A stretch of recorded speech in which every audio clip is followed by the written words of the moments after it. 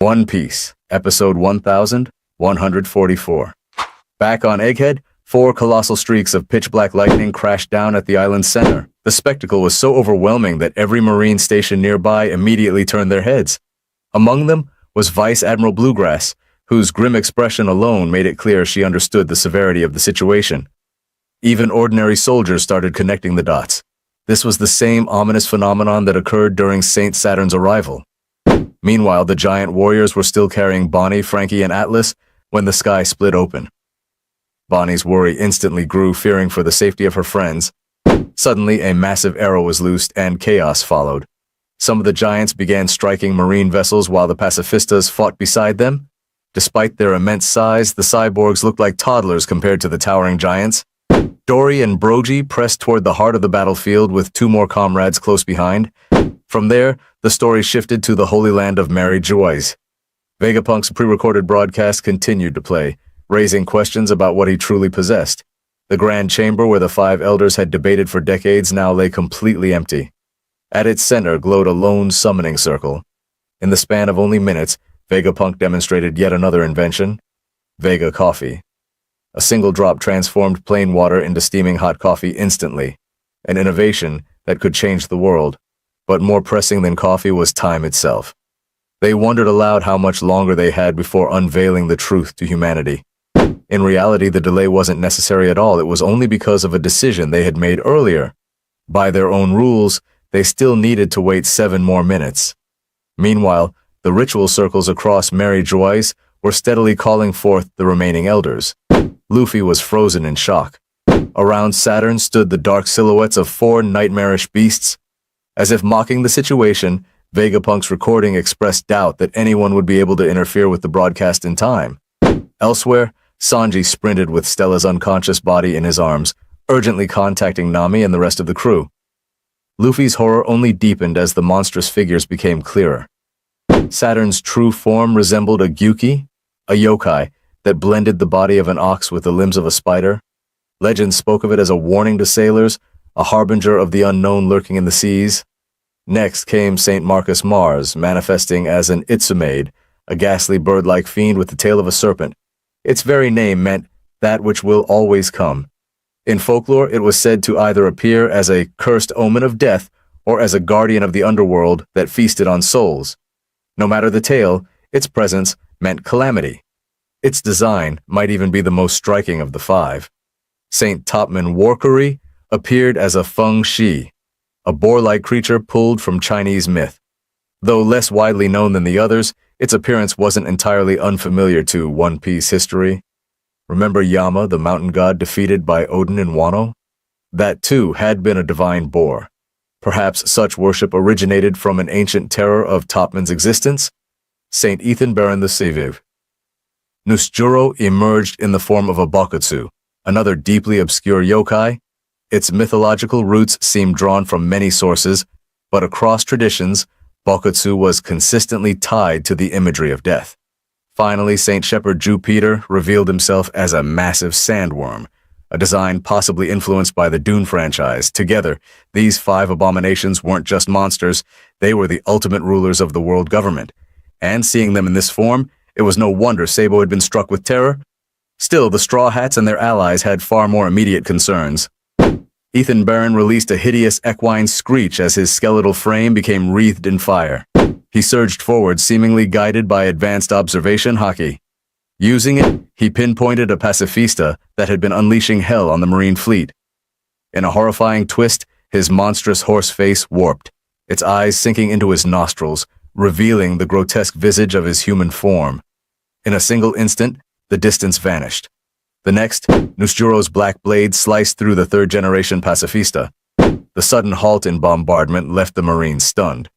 None had seen the exact strike, but the pacifista was destroyed, and Nusjuro wasn't done. He carved through several more units in rapid succession, all within the blink of an eye. To the outside eye, all that could be seen was a spectral horse racing down the coast. Everywhere pacifistas fell, but they bore not clean cuts. Instead, they were half frozen, ice creeping over their frames. The revelation was chilling. Nusjuro wasn't only a black blade wielder, which was impressive enough, but he also commanded the power to freeze his enemies solid.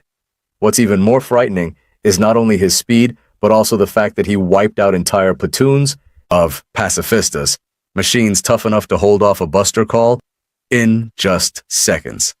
And the scary part, he didn't destroy them outright. Pacifistas remain some of the government's most valuable assets, so instead of smashing them, he deliberately neutralized them. This reminds me of Hyogoro's teaching back in Wano. A true sword can cleave through steel when willed, yet will leave paper untouched if the swordsman so desires. Likewise, Zoro's childhood master, Koshiro, once explained that the height of swordsmanship lies in the ability to protect what you wish while cutting only what you choose. If Mihawk is said to be the world's greatest swordsman, then how often do you think this elder has needed to display his blade over the last 8 centuries, and really, would anyone live to tell the tale afterward? Add to that his skeletal frame and chilling frost abilities. It's hard not to be reminded of Brook. Sanji glanced back just in time to see St. Marcus Mars rise into the sky. He quickly radioed the crew, particularly the women, urging them to retreat immediately. Though he couldn't fully describe the nightmare they faced, he knew lingering meant death. Nami, hearing the urgency, was puzzled but ready to comply. Meanwhile, a marine doctor examined the pacifistas and reported their circuits had been frozen solid, leaving them paralyzed. The Marines erupted in cheer, but Doberman instead saw opportunity. With the machines disabled, they could seize Bonnie and reassert full control. At the same moment, St. Mars's mythic form loomed over Egghead's upper levels, while Ethan Barron continued freezing more Kuma clones across the island. The Navy already knew Bonnie was fleeing northeast with the Straw Hats, and by now, half the pacifistas were gone. Sanji didn't spell out the details, but he warned everyone. A monster was closing in fast, and running was their only option. Mars gave a blood-curdling shriek before diving toward the island's defenses. Folklore says hearing the cry of an Itsumaid is an omen of death, and things were looking grim. Explosions rang out as lasers fired, but if Mars's endurance matched Saturn's, then such attacks wouldn't slow him. Ethan Barron pressed on, freezing more of the clones without pause. In the island's center, Luffy weaved through Saturn's writhing limbs, while Jupiter suddenly launched himself headfirst into the ground. Luffy instantly realized the Worm Elder was tunneling below. Even with 2 of them splitting off, 3 of the Elders still converged on him at once. Sanji's line was picked up by Usopp, who needed no encouragement to run. Unfortunately, Zoro and Jinbei hadn't made it back yet. At least the Thousand Sunny had been secured. Brook, ever cheerful, insisted everything would be fine, until Lilith smacked him, pointing out it was all thanks to Usopp's quick thinking. Recognizing how dire things were, Jinbei decided he'd drag Zoro back by force if necessary. In his clash with Rob Lucci, one of Zoro's blades spiraled upward. Lucci taunted about chasing the overwhelming Haki signatures flooding the island, while Zoro sensed them as well. Soon, both fighters came into Jinbei's view. Sanji urged Jinbei to end the fight, saying Zoro was endangering everyone. He even called Zoro a liability, loud enough for Zoro to hear. The insult made Zoro pause briefly, which Lucci mistook as an opening. The CP0 assassin launched his spotted handgun technique. Yet Zoro merely tilted his head, caught his falling sword midair, clenched it between his teeth, and finally entered his full 3-sword stance. He unveiled a brand new attack. Spotted Leopard, a Hava hunt seemingly designed just to end Lucci. With that strike, the CP0 agent was defeated. Zoro once again proved he was built differently. Meanwhile, Luffy stared in horror as the monstrous worm erupted beneath him. Its gaping maw swallowed him whole in an instant, but 2 towering figures charged in, old allies Dory and Brogy. Brogy asked if Dory saw the boy, and Dory, recognizing Luffy's face, called it nostalgic. They agreed that no friend of theirs should rot inside a beast's gut. With a combined swing, they executed their legendary move, Sun Saw, cleaving off the worm's head. Luffy burst free, laughing, shocked yet overjoyed to see the giant warriors here. Their massive grins filled the battlefield. Brogy bellowed that it had been far too long, while Dory explained they had come because the burden had grown unbearable. But let's not forget, many worm species can regrow severed body parts, even heads. And it's hard to imagine this elder being any different. Honestly, the only realistic ways to stop them would be sea stone or drowning in seawater. That's assuming all 5 are even devil fruit users. Their monstrous forms were never given fruit names after all. But defeating them isn't the mission right now. Still, How surreal is it that the Straw Hats are staring down the five elders themselves? The threat of St. Marcus Mars became very real the moment he tore through the frontier dome, causing a violent blast. Out of the wreckage rose the colossal Eidermaid, completely unharmed. The beast looked like a warped, nightmarish version of Ho-Oh from Pokemon. With his piercing gaze, the elder fixed his attention on the very heart of Dr. Vegapunk's broadcast signal. Jinbei raised his head, his body tense as he shivered at the sight. The fishman could feel the crushing presence of the creature's haki, and it made him uneasy. Still, he turned back to Zoro and pressed him to retreat. The battle was finished. Zoro responded a little later than Sanji had, but ultimately acknowledged his comrade's words. Standing not far from them, Rob Lucci, despite his battered body, remained upright. This scene was incredible. Lucci was mirroring Luffy's stubborn refusal to collapse back during their first fight. These parallels are part of why I adore this series. Bloodied yet unyielding, the leopard man growled fiercely, determined to push past his injuries. Sanji quickly asked Jinbei if he had secured Zoro, and Jinbei confirmed he was about to. With a firm grip, he pulled Zoro close, assuring the swordsman that his victory was already sealed. Then, as a final act of courtesy, he apologized before unleashing his own strike. Jinbei's 5,000 brick fist created a blast of smoke and a powerful gust that shoved them far away. When the air cleared, Lucci steadied himself against the wind, reverting to his human form. What greeted him, however, was something far from human. One of the elder gods now stood before him, demanding to know Vegapunk York's whereabouts. Meanwhile, Jinbei carried Zoro on his back, sprinting to safety.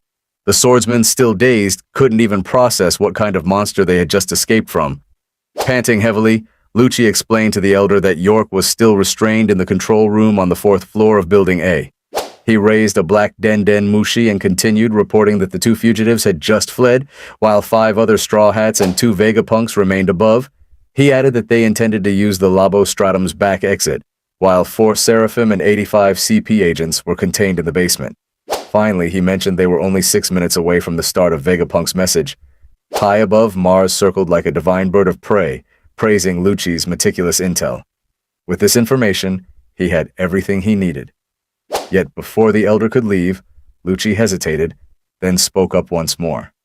With rare emotion in his voice, he pleaded that his partner, Kaku, was gravely injured in the control room and begged that his life be spared.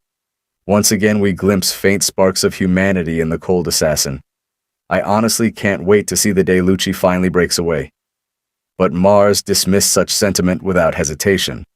To him, saving a single insect was meaningless when the entire nest was about to be burned. Lightning crackled faintly across his body, giving off an ominous presence. Hopefully, Luffy can humble him the same way he once did Enel. Speaking of Luffy, he was ecstatic to reunite with his giant friends. The 3 laughed and reminisced in front of the decapitated Gorosei worm. Luffy pointed out how it had been over 2 years since they'd last seen each other. The giants, however, barely recognized him. Brogy mentioned that tales had spread in Elbaf about the god Luffy represented, and asked how he had come to resemble such a figure. Straw Hat had no clue what he meant. Dory remarked that Luffy's new form was quite a surprise. The sun god himself remained confused, but promised they could talk about that another time.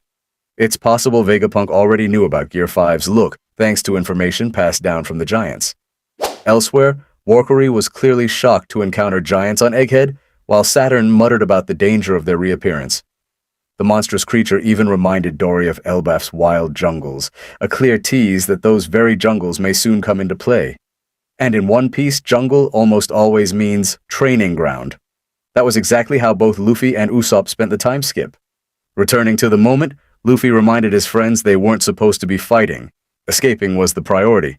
The giants had already heard this from Sanji on their way there. Sanji entrusted them with the task of passing the message to Luffy, and also revealed the crew was gathering on the far side of the island. The giants assured him they had chosen to lend their strength after seeing the news. True bonds of friendship like this are invaluable. In a comedic touch, Oda even drew Vegapunk with X-shaped eyes in his little sketch.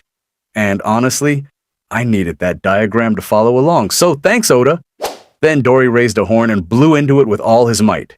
The sound echoed across the island, unmistakably signaling to every giant nearby. They all recognized it instantly. Their captains had found Luffy. The giants, weapons raised high, prepared to board their ship. Their mission here was simple: save the Straw Hats. There was no treasure in smashing Marine warships, so there was no reason to linger. They laughed heartily as the terrified Marines quaked before them. But Topman refused to let their retreat go unanswered. Instead, he planned to demonstrate just how futile escape really was. Even before it hit, Luffy sensed the overwhelming pressure building. With a thunderous roar, the boar-like elder unleashed his conqueror's haki. Luffy and the giant captains braced themselves as the surge ripped through the battlefield. Trees snapped, debris scattered, and the very air quaked like a natural disaster. The blast was so strong, it even stripped away Luffy's hat, sandals, scars, pants fluff, and even his cartoonish eyes, leaving Brogy horrified. The shockwave wasn't limited to their skirmish. Across the island, Marines collapsed under the crushing aura, many knocked unconscious. Dory and Brogy worried for their small ally, but Luffy's peculiar body endured it. Chuckling, he casually reattached his features like stickers and muttered how dangerously close that had been. Recognizing it as a conqueror's roar, Luffy wondered just what kind of monster this guy was. Brogy answered simply, a top dog of the world government. The massive hog spiraled downward, tusks transforming into blades aimed at the giants. But the two warriors were ready. Their shields met the strike head-on. "This is Sun Shield Svalin," Topman sneered, questioning why these legendary warriors would throw their lot in with someone like Luffy. The answer came with laughter, because Luffy was their friend, plain and simple. With a mighty clash of split skilda, they swatted the massive beast aside, sending him crashing near Saturn. The ox spider wasted no time, inhaling deeply before unleashing a storm of dark, bullet-like projectiles. He roared that Luffy and his allies would be erased from history itself. Luffy quickly realized the incoming attack was poisonous and warned his giant friends to stay sharp. Then, with his usual absurd creativity, he puffed his body into a massive gear third arm, ripped a palm tree from the ground, and gnawed it down into a bat. Dipping it in his own armament haki-like paint, he slipped on a helmet and prepared for a clean home run. If you caught the 56 on the bat, that's no accident. In Japanese, 5-6 can be read as Gomu, a nod to Luffy's powers. It also feeds fan theories that his final bounty might be 5.6 billion, just topping Roger's 5.5. As the poisonous spheres closed in, Luffy swung with all his might, sending them flying back at their origin. Laughing, he mocked the elders to enjoy their own medicine. Nobody, not even the Gorosei, seemed to expect such a ridiculous counter. But then the spheres detonated, erupting into multiple mushroom cloud explosions. Luffy's jaw practically hit the floor at the sight. Some fans might debate or nitpick Gear 5's wacky nature, but to me, this is One Piece at its best. The series has always balanced epic tension with absurd comedy, and Oda consistently makes these gags genuinely funny. The giant warriors' subordinates warned their captains that the spreading flames would cut them off from the forest. Dory urged everyone to leave, but Brogy wasn't in much of a rush now that their enemies had been knocked back. Luffy quickly corrected him. They still had to hurry. The Gorosei couldn't be killed so easily. And sure enough, 3 figures emerged from the firestorm completely intact. From what we've seen so far, Saturn wields poison, Mars electricity, Topman fire, Ethanbar ice, and Jupiter commands Earth. The Straw Hats and the Giants bolted away. Dory questioned aloud if these creatures were truly immortal. Luffy admitted he wasn't sure, but no matter what, they just kept coming back. Brogy had never heard of any race or ability granting that kind of power. To him, it defied all logic. Still, he treated the fact that they'd survived this long as its own victory. The only comparable ability we know of is the Op Op no Mi's ultimate technique, the so-called immortality operation. But could it really have been used on all 5 elders? Or perhaps their power stems from Imu's own longevity? Either way, the Gorosei were terrifying, but not invincible. After all, even immortals could be drowned. Back at the Thousand Sunny, Nami urged Jinbei and Zoro to hurry. Jinbei reassured her they were on their way, though Zoro grumbled that they could move faster if he weren't being carried. Of course, expecting Zoro to run in a straight line was hopeless. Elsewhere, Bonnie reached the giant's ship, only to be confronted by 3 vice admirals, Palmsky, Guillotine, and Red King. Their orders were clear. Eliminate her. Sanji continued sprinting with Vegapunk in tow. Meanwhile, St. Marcus Mars materialized before York, demanding the location shown on the monitors. His angelic yet monstrous form left her trembling with fear. Tearfully, she begged him to leave her alone, unable to comprehend the being before her. Not far away, Marines surrounded Kizaru, concerned for his condition. Still covering his eyes, the admiral admitted his injuries were deep. The soldiers offered to treat him, but he brushed them off. All he wanted was rest. His exhaustion made it clear that retirement might soon be calling. But any thoughts of rest were interrupted. Something colossal appeared on the northwestern shore. Larger than even the giants, an ancient machine stirred. Its massive frame moved with eerie grace, as if stepping through water rather than fire. The titan of the inferno let out a low, haunting growl. After centuries of silence, the iron colossus had reawakened, and with a voice filled with sorrow, it begged for Joy Boy's forgiveness. And that's where the episode ends.